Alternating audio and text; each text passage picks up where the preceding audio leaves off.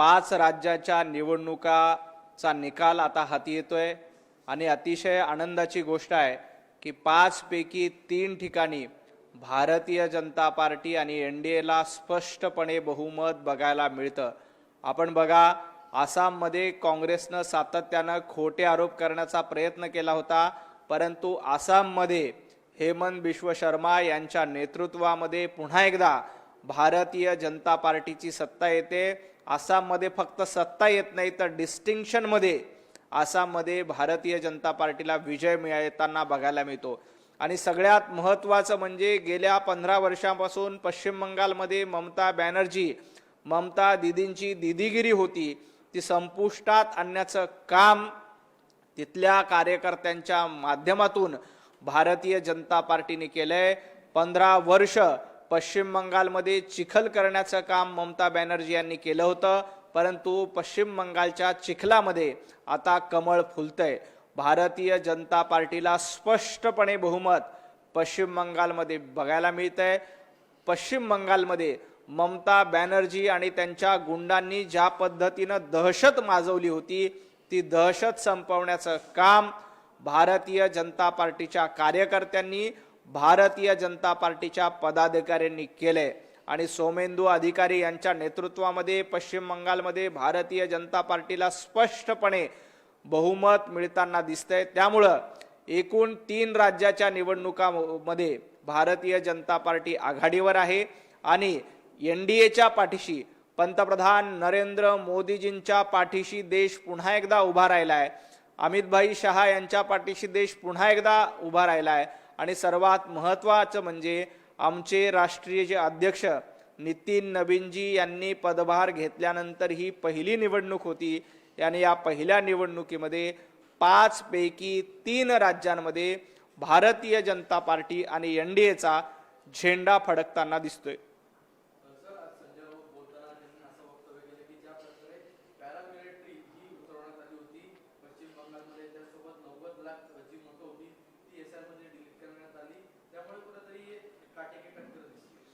ज्या पद्धतीनं केरळमध्ये काँग्रेसला बहुमत मिळतं तिथं देखील एसआयआर झालं होतं। संजय राऊत तिथे शंका उपस्थित करत नाहीत, जिथं भारतीय जनता पार्टी जिंकते तिथं लगेच शंका उपस्थित करते की निवडणूक आयोगाच्या मदतीनं केलं, एसआयआरच्या मदतीनं केलं, मग हेच फॉर्म्युला वापरायचा, हाच न्याय लावायचा। तर मग केरळमध्ये डाव्यांची सत्ता बाजूला गेली आणि काँग्रेस सत्तेमध्ये येताना दिसतंय, केरळमध्ये मग हा न्याय लावायचा का? त्याबद्दल चकार शब्दांनी संजय राऊत बोलायला तयार नाहीत। एसआयआरच्या माध्यमातून आजपर्यंत एक गोष्ट स्पष्ट झाली, ममता बॅनर्जी ह्या बोगस मतांच्या आधारावर निवडणूक जिंकत होत्या। जेव्हा ही सगळी बोगस मतदार बाजूला करण्याचं काम केलं तेव्हा भारतीय जनता पार्टीचं सरकार आलंय। आजपर्यंत ममतांचा विजय हा बांगलादेशी घुसखोरांच्या जीवावर, भारतीय नाहीत अशा लोकांच्या जीवावर होत होता, परंतु एसआयआरच्या माध्यमातून मतदार शोधण्याचं काम केलं आणि बोगस मतदार बांगलादेशी घुसखोर यांची हकालपट्टी मतदार यादीतून केल्यानंतर भारतीय जनता पार्टीचा विजय झाला। आजपर्यंत ममता बॅनर्जी यांनी बांगलादेशी घुसखोरांच्या जीवावर राज्य केलं, हे पुन्हा एकदा सिद्ध झालंय।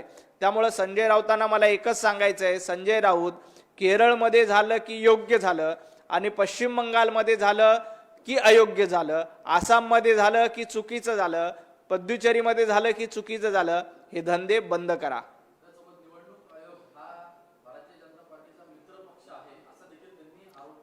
निवडणूक आयोग कुठल्याही राजकीय पक्षाचा मित्रपक्ष नसतो। निवडणूक आयोगाने त्यांची भूमिका चोखपणे बजावली। तुमची दहशत मोडून काढण्याचं काम निवडणूक आयोगाने केलंय। ज्या पद्धतीनं ममता बॅनर्जींची दहशत पश्चिम बंगालमध्ये होती हे आम्ही सांगत नाही, राहुल गांधींनी सांगितलं, त्यांच्या एका कार्यकर्त्यांची हत्या करण्याचं काम तृणमूलच्या गुंडांनी केलं होतं, हे काँग्रेस सांगते। संजय राऊत, निवडणूक आयोग भाजपचा मित्रपक्ष आहे का नाही हे सोडा, तुम्ही तर ममता बॅनर्जींचे मित्र होतात। तुम्ही पश्चिम बंगालमध्ये प्रचारासाठी का गेला नाहीत? उद्धवजी ठाकरे पश्चिम बंगालमध्ये प्रचारासाठी का गेले नाहीत? उद्धवजी ठाकरे आणि संजय राऊत यांनी ममता बॅनर्जीसाठी जर का सभा घेतल्या असत्या तर ममता बॅनर्जींच्या जागा अजून घटल्या असत्या आणि भाजपच्या जागा वाढल्या असत्या। भारतीय जनता पार्टीला अजून अधिकचं बहुमत पश्चिम बंगालमध्ये उद्धवजी ठाकरे आणि संजय राऊत गेले असते तर मिळालं असतं. यापूर्वीच्या प्रयत्नांमध्ये तुम्हाला अपयश मिळालेलं होतं. पश्चिम बंगालमध्ये तुम्हाला अपेक्षित असं यश मिळू शकलं नव्हतं. मात्र यावेळेस तुमचे नेते आणि पंतप्रधान नरेंद्र मोदी असतील, गृहमंत्री अमित शहा असतील, हे तळ ठोकून होते आणि मोठ्या प्रमाणात प्रचारसभा घेत होते. एकंदरीतच खेला होवे या म्हणीचा प्रत्यय आला होता. निश्चितपणे खेला होबे ममता बॅनर्जींचा झालेला आहे. आम्ही याच्या आधी 77 जागांवर निवडणूक लढली. 77 जागी गेल्या वेळेला आम्ही जिंकलो आणि आम्ही निवडणूक हारल्यानंतर देखील मागे पुढे बघितलं नाही. पश्चिम बंगालच्या कार्यकर्त्यांना बळ देण्याचं काम भारतीय जनता पार्टीने गेल्या 5 वर्षात केलं. आपण बघा, गेल्या 5 वर्षामध्ये ममता बॅनर्जींच्या कार्यकर्त्यांनी भारतीय जनता पार्टीच्या कार्यकर्त्यांचा अतोनात छळ केला. मोठ्या प्रमाणात गुंडगिरी करणं, मारहाण करणं असे अनेक प्रकार करून गुंडांच्या करवी सत्ता चालवण्याचं काम ममता बॅनर्जींनी केलं. आम्ही त्या 77 आमदारांना बळ दिलं. आपण बघा, निवडणुकीच्या काळामध्ये स्वतः पंतप्रधान नरेंद्र मोदीजी तिथे प्रचाराला उतरले. अमित भाई शाह जवळपास 20-22 दिवस पश्चिम बंगालमध्ये ठाण मांडून होते आणि कार्यकर्त्यांच्या पाठीशी उभा राहणारा पक्ष कोण असेल तर भारतीय जनता पार्टी पक्ष आहे. संजय राऊत किंवा उद्धवजी ठाकरेंसारखं तुम्ही लढा आम्ही कपडे सांभाळतो हे भारतीय जनता पार्टीचं धोरण नाही. आम्ही कार्यकर्त्यांच्या खांद्याला खांदा लावून मैदानामध्ये उतरतो, लढतो आणि जिंकतो. उद्धवजी ठाकरे निवडणुकीमध्ये घरात बसून होते. संजय राऊत महापालिका जिल्हा परिषदेच्या निवडणुकाल तुम्ही कार्यकर्त्यांना वाऱ्यावर सोडलं. एकाही कार्यकर्त्याच्या निवडणुकीमध्ये प्रचाराला जाण्याचं काम ना उद्धवजीनं केलं, ना संजय राऊतांनी केलं, ना आदित्य ठाकरेंनी केलं. स्वतःमध्ये घरामध्ये बसले, हम आपके कपडे संभालते आप लढो, हे तुमचं धोरण आहे.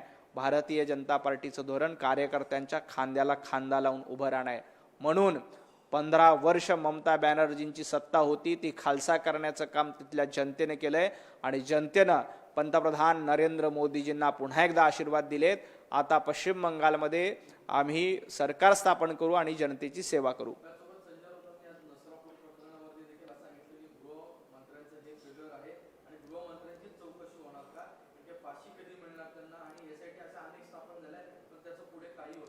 नसरापूर प्रकरण अतिशय गंभीर आहे. या प्रकरणामध्ये स्वतः मुख्यमंत्री देवेंद्रजी फडणवीस साहेबांनी दखल घेतली आहे, SITची स्थापना केली आहे आणि ही SIT अतिशय सक्षम आहे आणि या आरोपीला फासावर चढवल्याशिवाय सरकार स्वस्थ बसणार नाही.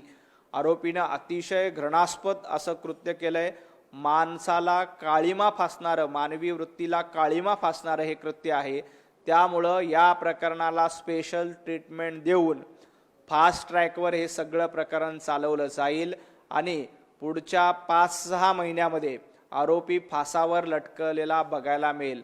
संजय राऊतांनी तर महिला अत्याचाराबद्दल बोलू नये. संजय राऊत ज्या पद्धतीनं पाटकर फाईल्समध्ये तुम्ही एका भगिनीला शिवीगाळ केली, तुम्हाला महिला अत्याचाराबद्दल बोलण्याचा अधिकार नाही. नळसापूर प्रकरण अतिशय गंभीर आहे. फास्ट ट्रॅकवर चालून या प्रकरणामध्ये सजा देण्याचं काम, शिक्षा देण्याचं काम कोर्टाच्या माध्यमातून निश्चित केलं जाईल. परंतु संजय राऊतांना एकच गोष्ट सांगायची की प्रत्येक गोष्टीमध्ये राजकारण करणं थांबवा.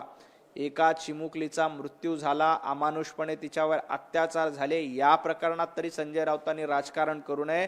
हे मृतावरच्या टाळूवरचं लोणी खाण्याचा प्रकार आहे. माझा संजय राऊतांना आव्हान आहे की राजकारण करायला आपल्याला 364 दिवस शिल्लक आहेत, तिथं नक्की राजकारण करू, पण अशा संवेदनशील प्रकरणामध्ये तरी किमान संजय राऊतांनी राजकारण करू नये.